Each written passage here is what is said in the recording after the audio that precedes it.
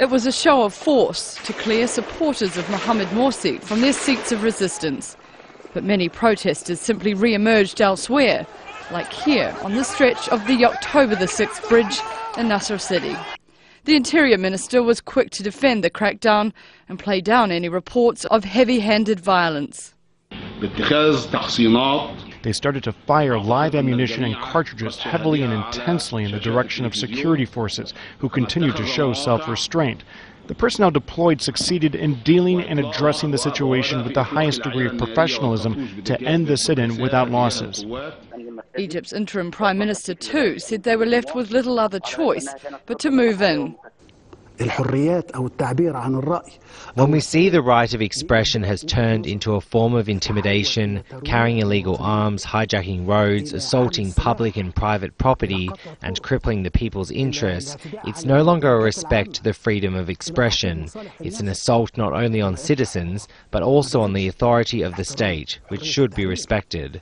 There's a growing sense of unease for many in Egypt at the actions of the military-backed government, as the numbers of dead and injured grow. But if those on the streets were angry at the bloodshed, so too were important members of the leadership. The interim Vice President Mohamed al-Baradei resigned in protest.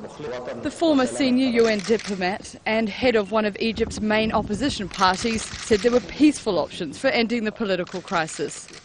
The daughter of a senior Muslim Brotherhood leader, Mohammed al-Beltaghi, was among those killed around the Rabaa al-Adawiya mosque. He warned Egypt's military chief was dragging the country into civil war. I swear to Almighty God, if you remain at home, Abdel Fattah al-Sisi will turn Egypt into another Syria, into a civil war so he can escape execution. Many have answered calls like his, creating pockets of resistance across Cairo and across the country. That's justification, the military-backed government says, to declare a curfew across 14 provinces and a state of emergency nationwide.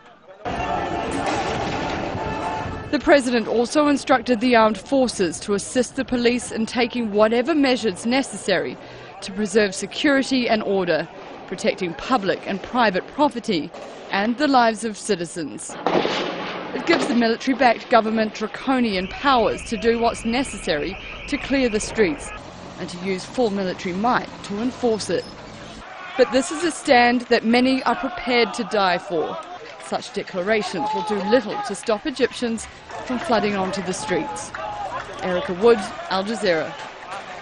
Well, earlier we spoke to Mohammed Sudan of Mohamed Morsi's Freedom and Justice Party. He gave us his reaction to the Interior Minister's speech. Just to kill at least 2,600 people in a few hours, that was never happened before. Even in the war of 1973 against the Israeli troops, that never been killed such these numbers. And then one they are doing this just in one day, and at the end of the day they raid the field hospitals and they burn all the corpses in the front of the people. I think this is a kind of war